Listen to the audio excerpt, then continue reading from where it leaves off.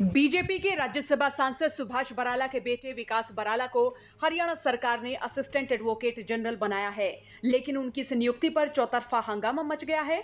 साल 2017 में विकास बराला पर एक रिटायर्ड आईएएस अधिकारी की बेटी का पीछा करने और अपहरण की कोशिश का आरोप लगा। साल 2018 में विकास बराला को इस मामले में हाईकोर्ट से जमानत मिल चुकी है और मामले की सुनवाई अब भी चंडीगढ़ की एक अदालत में चल रही है। रिटायर्ड आईएएस अधिकारी बीएस कुंडू की बेटी वर्णिका कुंडू 5 अगस्त 2017 को देर रात अपनी कार से अपने घर लौट रही थी और तभी वर्णिका कुंडू ने पुलिस को उनकी कार का पीछा करने की सूचना दी। पुलिस ने तुरंत कार का पीछा करने वाले विकास बराला और उसके दोस्त आशीष को गिरफ्तार किया। 5 अगस्त 2017 को आईपीसी की धाराओं के तहत विकास बराला और उसके दोस्त आशीष कुमार के खिलाफ मामला दर्ज हुआ। इन पर धारा 356D पीछा करना, धारा 341 गलत तरीके से रोकना, धारा 365 अपहरण की कोशिश और धारा 511 के अलावा नशे में गाड़ी चलाने के आरोप लगे थे। पीड़िता ने उस समय आरोप लगाए थे कि दोनों ने चंडीगढ़ में देर रात उनकी गाड़ी का पीछा किया और जबरन उनकी गाड़ी में घुसने की कोशिश की।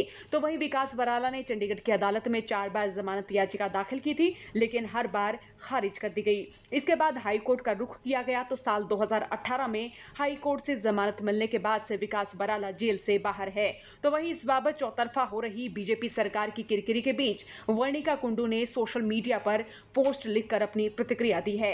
वर्णिका कुंडू ने लिखा है कि किसी को सत्ता के सार्वजनिक पद पर नियुक्त करना सिर्फ एक राजनीतिक निर्णय नहीं होता, बल्कि ये मूल्यों और नैतिक मानकों का प्रतिबिंब होता है। इसलिए सवाल उन अधिकारियों से पूछे जाने चाहिए जिनके नैतिक आधार पर यह निर्णय लिया गया है। नीति निर्माताओं को याद रखना चाहिए कि वे भारतीय नागरिकों के लिए काम करते हैं।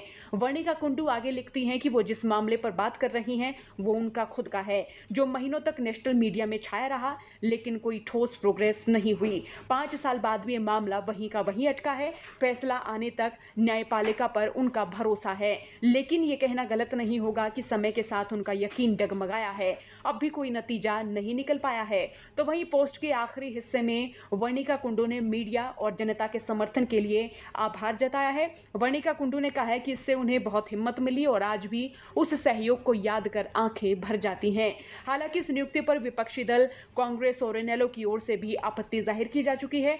तो वहीं हरियाणा के शिक्षा मंत्री महिपाल ढांडा ने इस नियुक्ति के जवाब पर तिल मिलाते हुए हरियाणवी में कहा कि सुभाष बराला के बेटे नए के साथ समंदर पार छोड़ के आवेगा, वो भी किसी का बेटा है। फिर तो एक काम करा, नेताओं के बच्चे पढ़ना छोड़ दें और के नेता का बालक होना कोई जुर्म हो गया। उसका बेटा अपनी मेहनत से पढ़ा है, अपनी मेहनत से आगे जाए कि नहीं। फिर तो नेता के बच्चे कोई काम ना करे, ना वो कोई काम करे।